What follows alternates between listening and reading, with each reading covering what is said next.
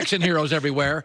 It is a nuanced, I think it's a really great story. I think the ratings in Phoenix and Milwaukee will break records locally. I think these teams feel like Utah. They've done it away. They try to add a piece, but it's a cool way to do it. I like the way I'm okay with both. I like stars. I like super teams. But I like this way, too. I like this way, too, and I think it's a nice break for fans who've constantly complained about there not being enough parity, and it's always against the smaller markets, and they don't get any love. And But you know what, Joy? Phoenix is a little like the Tampa Bay Buccaneers.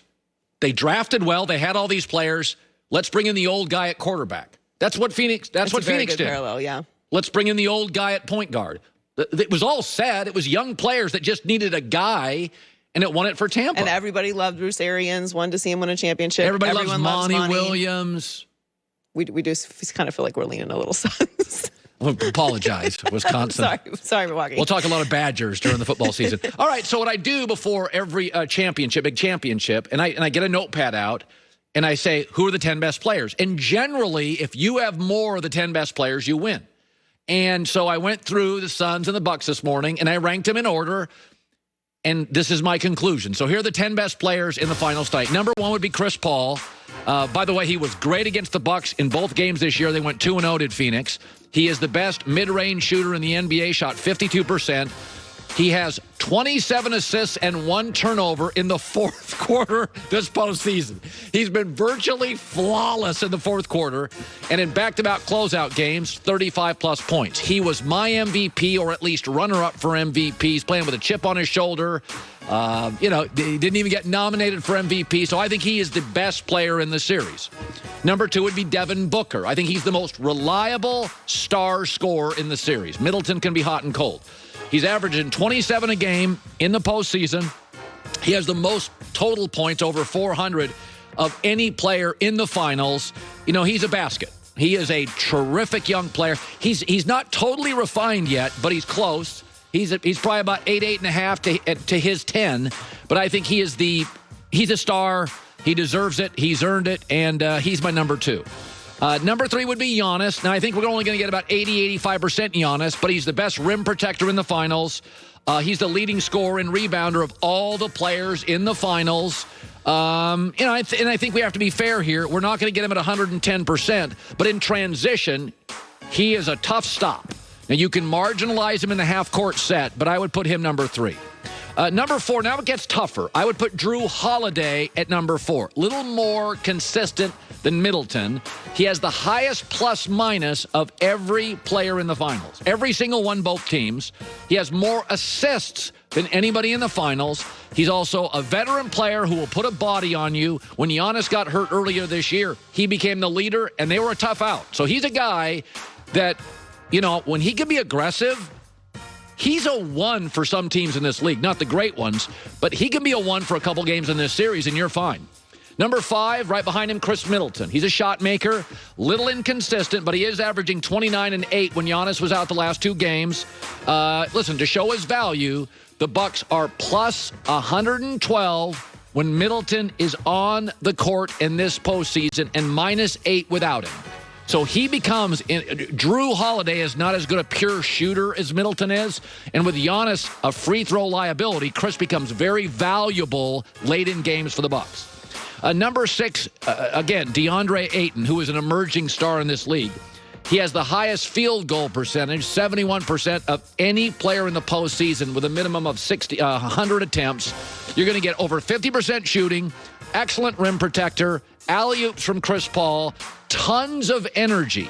Now, he's not going to move out and hit threes, but it does feel like he gives them the necessary muscle they would need for a Brook Lopez or a Giannis. Number 7, a guy I like a lot, Jay Crowder. He's the only guy with any finals experience between both teams.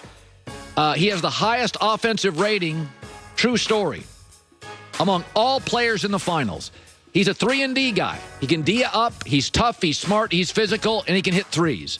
And he always ends up on winning teams. So Jay Crowder's one of those guys. He doesn't get talked about a lot, but I just think that's a guy that won't get the Chris Paul, extension. But that's a guy that has a lot more value as Mikal Bridges builds than I think most people in the NBA get. He's really valuable in this series. Number 8, Brook Lopez. Now, I have him higher than most would, but he's going to play a lot more. So Brook can hit a three for you. He's also probably the second best rim protector, arguably with DeAndre Ayton in the finals. Been around the league, been in big games. And again, he's going to get more minutes. I think Brook Lopez is going to be a name you hear a lot in this finals. Brook can play. Brook's been able to play for a long time.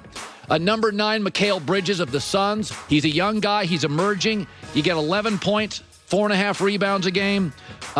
He played very well against the Bucks in big spots. Now, he's not a star, but again, Milwaukee's a big team. And Mikal's going to be asked to do some things defensively. He's a thin, long player. He's going to be asked to do some things defensively. They're going to need him in this series to play some real minutes. And number 10 is Cameron Payne, the backup to Chris Paul. Cameron's got an odd game. He's very long. He's very lanky. But he averaged 20 and 9 in 2 games when Chris was out. And he's another guy. He can get a bucket.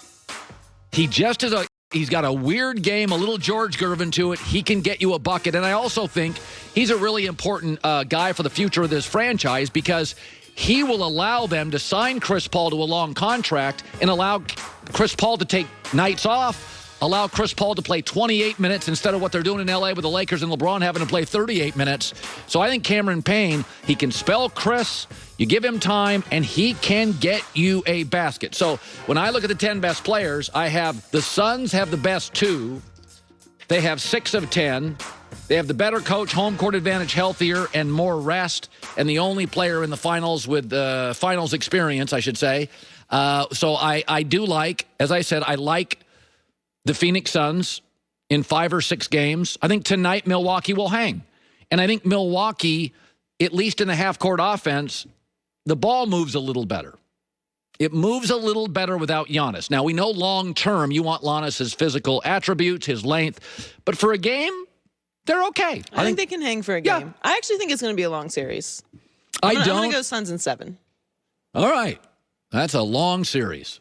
Don't get a lot of those 7-game series. I know. I'm actually hoping for it. So Aaron Rodgers yesterday, he has a thing called the match today. He's playing against Tom Brady, Phil Mickelson, Bryson DeChambeau. DeChambeau wears me out.